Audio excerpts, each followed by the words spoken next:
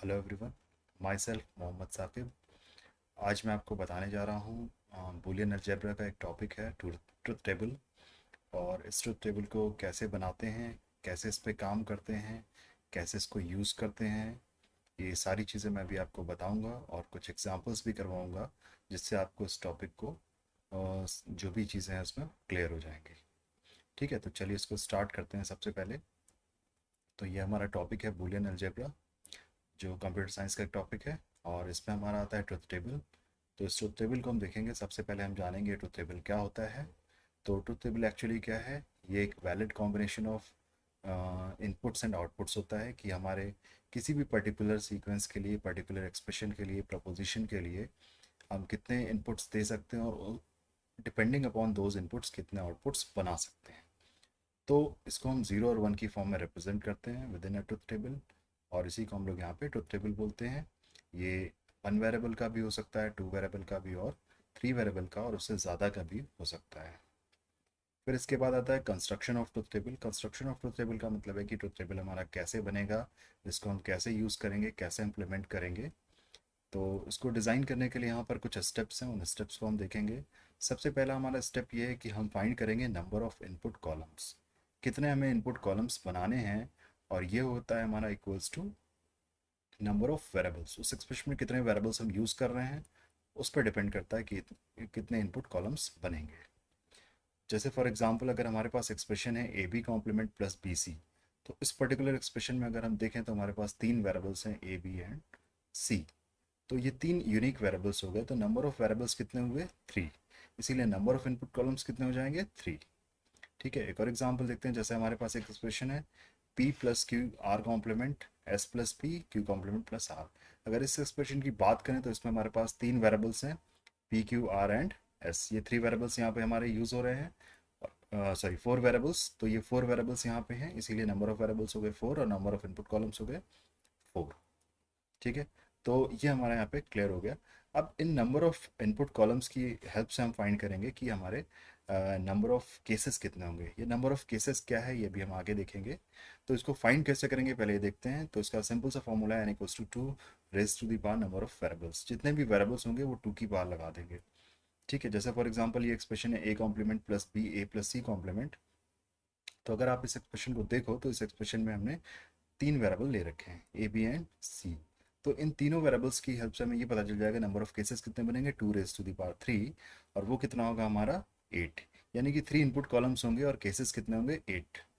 ठीक है, इससे हमें दो चीज़ें पता चली कि नंबर ऑफ इनपुट कॉलम्स कितने हैं, थ्री, और उनके केसेस कितने होंगे, एट। इस एट केसेस से हम कैसे फिल करेंगे ये हम यहाँ पे देखेंगे कि सपोज ये हमारा एक टेबल है ए बी सी का, और यहाँ पे हम eight columns, sorry three columns input columns बना लेंगे। और बाकी कॉलम्स डिपेंड करता है कि हमारा टेबल में आगे कितनी रिक्वायरमेंट है। तो हम यहाँ पे एट केसेस रिक्वायर्ड है, इसलिए एट रोज इसमें बना लेंगे। ठीक है, और इस एट रोज में क्या करेंगे, पहले हम एन को एट मान लेंगे, मीन्स हमारे एट केसेस हैं तो एट यहाँ पे केसेस अगर है तो एट के हिसाब से हमारा एट का हाफ कर देंगे तो इट विल बिकम फोर। इसका मतलब जो हमारा फर्स्ट कॉलम है उसमें हम फिल करेंगे फोर जीरोज और फोर वंस फिल कर देंगे। ठीक है, अब इस एन को हम फोर मान लेंगे और फिर उसका हाफ करेंगे। जब उसका हाफ करेंगे तो उसका हाफ हमारे पास आ जाएगा कितना, टू आ जाएगा। और इस टेबल में हम सेकेंड कॉलम को फिल कर देंगे two zeros two ones two zeros two ones. और अब उस एन को हम मान लेंगे टू, और टू का हाफ करेंगे तो जब टू का हाफ करेंगे तो ये कितना आ जाएगा हमारा वन। और फिर सेम टेबल में हम फिर से फिल कर देंगे हमारा third input column that is C, zero one zero one zero.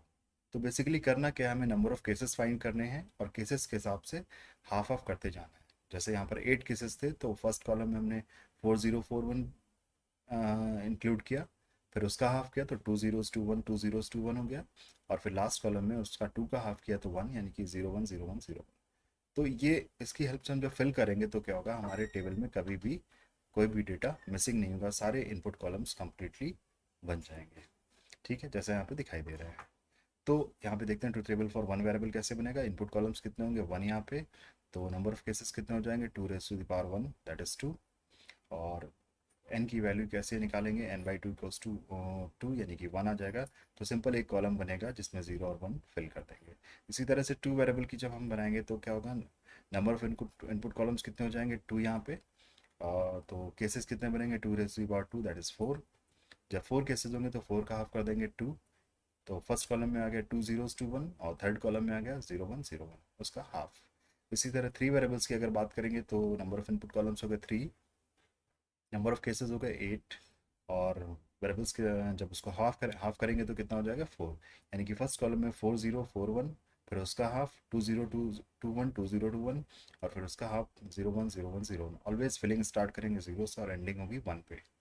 इसी तरह 4 वेरिएबल का अगर बनाना होगा तो नंबर ऑफ इनपुट कॉलम्स 4 हो जाएंगे, नंबर ऑफ केसेस 16 हो जाएंगे, और उसका हाफ करेंगे तो 8 आ जाएगा। तो फर्स्ट कॉलम में 8 zeros 8 1, फिर उसका हाफ 4 यानी कि 4 0 4 1 4 0 4 1, और फिर उसका हाफ यानी कि 0 0 1 1 0 0 1 1 एंड सो ऑन, और लास्ट कॉलम में 0 1 0 1 0। तो ये एक वे होता है इनपुट कॉलम्स को फिल करने का इनसाइड द ट्रुथ टेबल। तो यहाँ पे एक एग्जांपल लेते हैं। सपोज हमारे पास एक एक्सप्रेशन है यहाँ पर a plus B complement A complement, और इसका ट्रुथ टेबल बनाना है। तो सबसे पहले यहाँ पे वेरिएबल्स फाइंड कर लेते हैं। तो यहाँ पर हमारे पास इनपुट कॉलम्स हो जाएंगे 2, क्योंकि 2 वेरिएबल हैं यहाँ पे, और इसके केसेस कितने बनेंगे 2 रेज टू द पावर 2 यानी कि 4, और उसका हाफ करेंगे तो आ जाएगा 2। तो फर्स्ट कॉलम में हमारे पास क्या होगा 0 0 1 1, और सेकेंड कॉलम में होगा 0 1 0 1। उसके बाद एज पर द रिक्वायरमेंट, जैसा कि यहाँ पे हमें ए कॉम्प्लीमेंट और बी कॉम्प्लीमेंट की रिक्वायरमेंट है, तो हमने 2 कॉलम्स और बना लिए हैं। फिर उसके बाद बी कॉम्प्लीमेंट ए कॉम्प्लीमेंट की रिक्वायरमेंट है, तो बी कॉलम बनाया, उसको फिल कर लिया है, और फाइनली हमारा आउटपुट कॉलम आ जाएगा A plus B complement A complement. तो इस तरह से ये ट्रुथ टेबल यहाँ पे फिल हो जाएगी।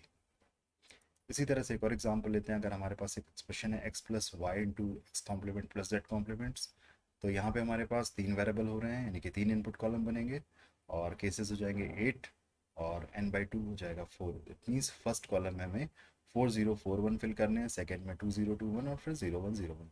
तो XYZ हमारे तीनों इनपुट फिल हो जाएंगे। फिर उसके बाद जो हमारे इंटरमीडिएट कॉलम्स हैं, जैसे कि हमें एक्स कॉम्प्लीमेंट की रिक्वायरमेंट है, बना लेंगे, जेड कॉम्प्लीमेंट की रिक्वायरमेंट है, उसको बना लेंगे, और फिर X complement plus Z complement बना लेंगे, and then Y into X complement plus Z complement बना लेंगे।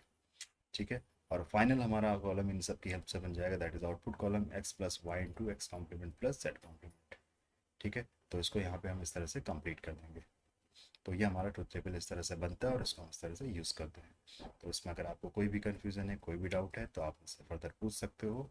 यहाँ पे मैंने कॉन्टैक्ट डिटेल्स दे दी हैं। ठीक है। अगर आपको कोई भी कन्फ्यूज़न हो, आप किसी भी समय पूछ सकते हो, किसी भी मीडियम के थ्रू। आई होप आपको समझ में आया होगा। Thank you everyone.